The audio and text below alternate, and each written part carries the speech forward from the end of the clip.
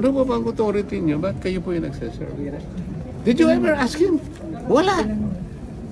Tinanong naman, sir. Oh, ano sagot niya? Sagot niya, nandito daw siya kasi in answer to, ano daw po yun, sabi, challenge daw kasi ni Senator Bato. Pag sinabi ni Senator Bato na kumain siya ng tayo, kakain siya ng tayo? Thank you. Warrant coming from a court which has no longer jurisdiction in this country. Yung sinasabi ng mga kasama ko, well, para ano ka, sumulong ko na lang. Anyway, you can exhaust all remedies under the law. What remedies are you talking about?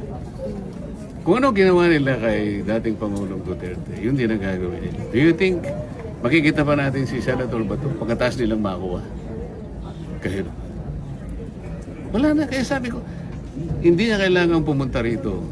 Pero nagpunta siya. Nirisk niya yung buhay niya. Kaya lang namin nakuha dahil sa kanya, wala nang iba. We owe it to himself alone and nobody else. Nobody else. Kung hindi siya pumunta, nobody will blame him. Well, buhay niya yun eh. But he chose to do it. Kaya sabi ko sa kasama ko ngayon, sinong walang konsensyang kakahalas? Yung tao ginawa niya. Gusto mo magpakulong dito? Pwede. Kasi at least domestic law, di ba? You can hire your lawyers. Pwede kang makita ng kamag-anak mo, ng asawa mo, ng pamilya mo. Sa dihig. Sino tutulong sa iyo to? Ako nga nakiusap eh. Makita ko lang si PRRT kasi nandun na ako eh. Can you imagine? I request. O sige, kung ano lang, makita ko lang. Kung ayaw nyo kung makausap, wag na. Makita ko lang kahit 5 minutes. So I can wave my hands. Para ipakita ko sa niya, Mr. President, I am here. How are you? Then alis na ako. So, saan na Hindi nila ako pinagbigyan. Ganon din ang mangyayari kay Senator Bato. Ngayon, yung mga Pilipinong, lalo na yung mga iba sa inyo, I'm sorry to tell this, lalo na yung mga iba sa inyo, hindi naman lahat, nabayaran. Kailangan sabihin ko to. Akala nila yung warrant of arrest can be enforced. Wala na tayo membership sa ICC, sa Rome Statute. Without the treaty, what will be the legal basis of a warrant of arrest? You tell me. Huwag kayo nagpapapaniwala doon sa mga din, mga abogadong nagsasalita ng salita. Nililin lang nila kayo eh. Anong pinaglapalagi lang sinasabi? Paikot-ikot sila sa Section 17 of Republic Act 1951. Bali-baligtarin nyo doon. Sinasabi niya lahat. Gagawin mo lang. I-surrender mo or blah blah blah in accordance with extradition laws and treaties. Meron tayong extradition law? Wala.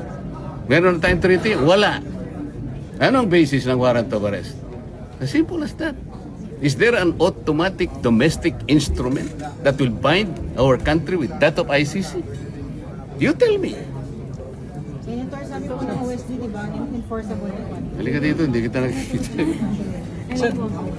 Sen, after nung what happened on Wednesday, sa tingin mo na solidify lalo yung majority? Na-solidify yung ang samahan ng majority. After nung what At happened nakonsensya on ba si Senator Miken?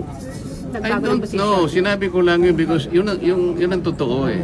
Sabi ko nga, ito lamang ang takeover na walang blessing sa Malacanang. Lahat ng takeover may blessing. Pero ito, hindi nila alam to. Ang tao nagbuwis ng buhay. Yun ang importante. Buhay niya yun. So, Paano mo i-disregard yun?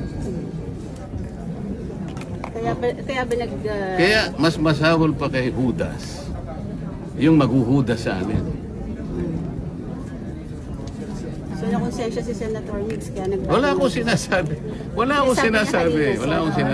Tama na po, okay naman. Teka. Ano?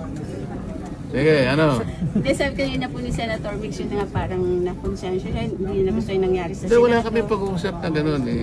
Huwag na kayo magbanggit ng kung sino. Sinabi ko lang yun sa grupo namin. Hindi namin kagrupo ni Senator Mix. Okay? Sir, sorry, yung nangyari po nung Wednesday, nandito din kayo, sir, di ba? Nung nagputukan. Oo, kaya lang. Nakaupo ako ron. Nag-iisip, bakit kaya nangyari? Nalulungkot ako. Sabi ko, bakit kaya nangyari sa bansa namin ito? Pagkatapos sari-sari kami raw ang nag-instigate. Kayo ba na? Sino ba ang gaano kayaman ang imagination ng isang tao na kami gagawa, no? Nagko-caucus kami, in-extend namin ang caucus dahil ang sabi nila darating, tumawag ang House of Representatives. Totoo naman na diniliber nila, sinabit nila yung articles of impeachment.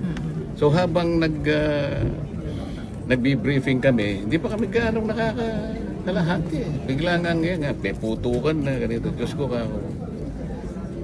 Natakot din kayo. Hindi ako natakot, nalungkot ako para sa aking bansa. Kailangan bang mangyari? Why? Sir, was the Senate really under attack during that time? What do you think? Kailangan pang nandun yung mga elemento na yun? At sasabihin pa, meron daw, ano raw, may kinukuhang susi daw yung ganito. Kung merong problema, bakit hindi ang National Police ang tawagin? Bakit ang BI? Unang-una, anong ginagawa ni Trillanes? Bakit siya magsaserve? Palagay mo may warrant of arrest. Palagay mo lang. Why is Trillanes the one serving the warrant of arrest? Did you ever ask him? Wala na. Nanonood ako sa inyo. Wala man lang nagtanong sa inyo eh. Sir, ano ba bang authority niyo? Bakit kayo po yung nagsaserve? Did you ever ask him? Wala. Tinanong naman, sir. Oh, ano sagot niya? Sagot niya, nandito daw siya kasi in answer to, ano daw po yun, sabi, challenge daw kasi ni Senator Bato. Pag sinabi ni Senator Bato na kumain siya ng tayo, kakain siya ng tayo? Thank you.